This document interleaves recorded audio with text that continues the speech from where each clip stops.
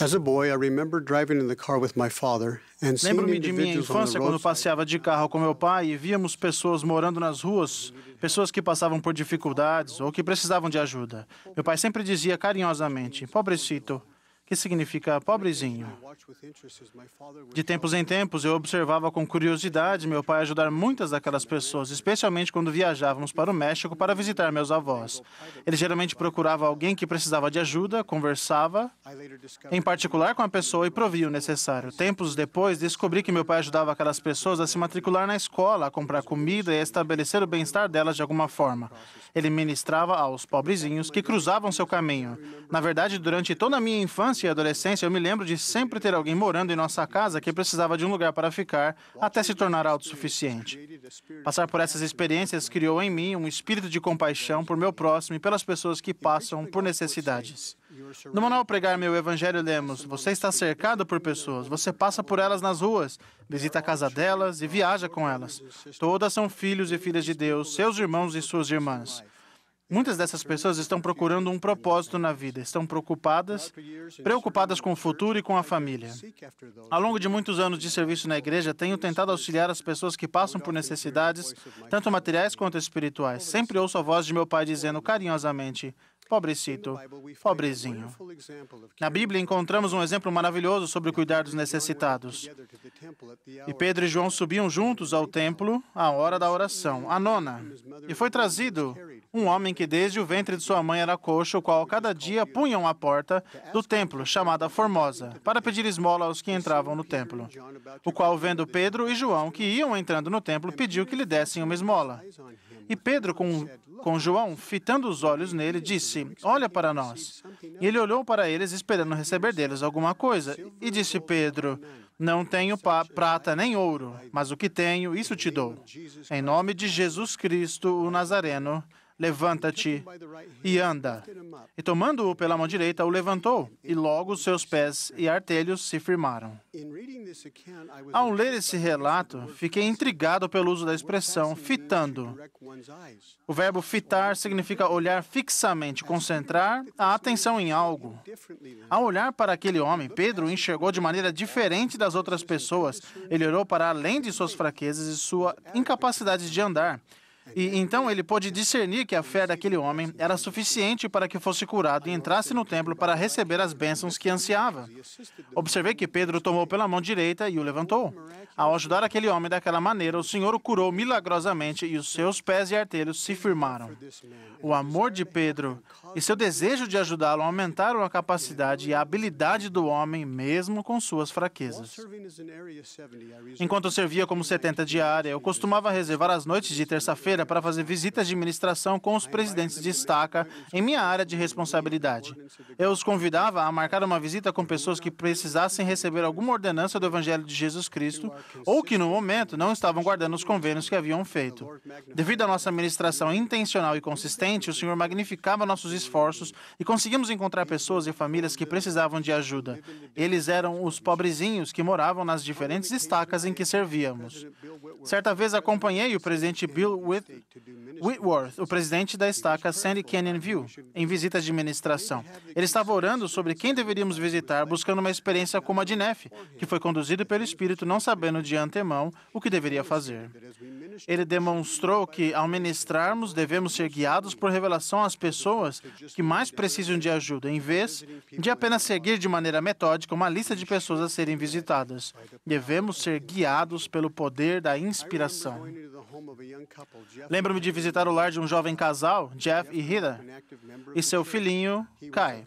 Jeff cresceu como membro ativo da igreja. Ele era um atleta muito talentoso e tinha uma carreira promissora. Durante sua adolescência, no entanto, ele começou a se afastar da igreja.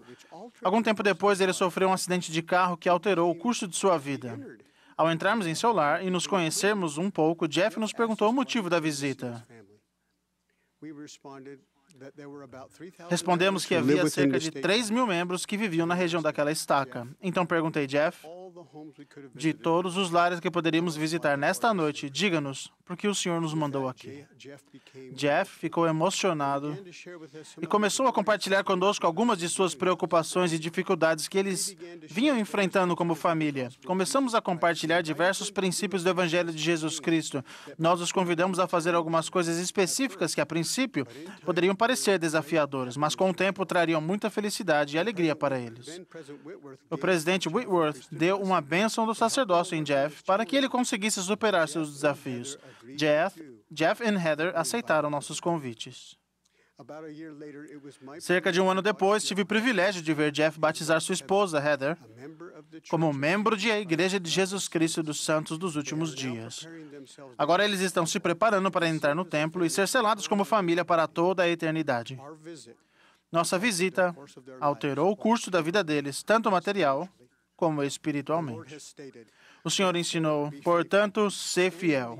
Ocupa o cargo para o qual te designei. Socorre os fracos, ergue as mãos que pendem e fortalece os joelhos enfraquecidos. Assim, agindo, farás o maior dos bens a teus semelhantes e promoverás a glória daquele que é teu Senhor.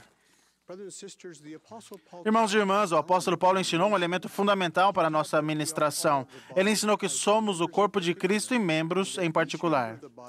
E que cada membro do corpo é necessário para garantir que todo o corpo seja edificado. Então ele ensinou uma verdade poderosa que tocou profundamente meu coração quando li. Ele disse, antes, os membros do corpo que parecem ser os mais fracos são necessários. E os que reputamos serem menos honrosos no corpo, a esses honramos muito mais. Portanto, em cada ala e ramo precisamos de todas as pessoas, tanto as que estão fortes quanto as que enfrentam dificuldades. Todas são necessárias e vitais para a edificação completa do corpo de Cristo. Sempre me pergunto quem está faltando em nossas diversas congregações que poderia nos fortalecer e nos tornar completos. Em 1849, Brigham Young teve um sonho em que via o profeta Joseph Smith aparentemente conduzindo um grande rebanho de ovelhas e cabras. Alguns daqueles animais eram grandes e belos, outros eram pequenos e estavam sujos. Brigham Young relata que olhou nos olhos do profeta Joseph Smith e disse, Joseph, você tem o rebanho mais incomum que já vi em minha vida. O que você vai fazer com ele? O profeta, que parecia não estar preocupado com aquele rebanho desregrado, simplesmente respondeu, eles estão bem onde estão. Quando acordou, o presidente Young entendeu que, à medida que a igreja coligasse diversas ovelhas e cabras, era a responsabilidade dele permitir que cada uma compreendesse todo o seu potencial e seu lugar na igreja. Para ver... Irmãos e irmãs, o discurso começou a tomar forma enquanto eu pensava profundamente sobre aqueles que atualmente não estão ativos na Igreja de Jesus Cristo. Agora, por um momento, gostaria de falar a cada uma dessas pessoas. O Elder Neil A. Maxwell ensinou que essas promessas sempre estão próximas da igreja, mas não participam integralmente. Não entram na capela, mas também não saem da entrada. São aquelas que precisam da igreja e das quais a igreja precisa, mas que, em parte, vivem sem Deus no mundo. Gostaria de repetir o convite que nosso amado presidente Russell M. Nelson fez ao falar aos membros da igreja assim que foi chamado como nosso profeta. Ele disse, agora a cada membro da igreja digo, continue no caminho do convênio. Seu compromisso de seguir o Salvador fazendo convênios com ele e depois guardando esses convênios vai abrir a porta para todos os privilégios e bênçãos espirituais disponíveis a mulheres, homens, crianças e crianças de todo o mundo. Então ele suplicou, agora, se você saiu do caminho, quero convidá-lo, com toda a esperança de meu coração, a, por favor, voltar. Sejam quais forem suas preocupações ou seus desafios, há um lugar para você nesta igreja, a Igreja do Senhor. Você e as gerações que ainda não nasceram serão abençoadas agora por suas ações de voltar ao caminho do convênio.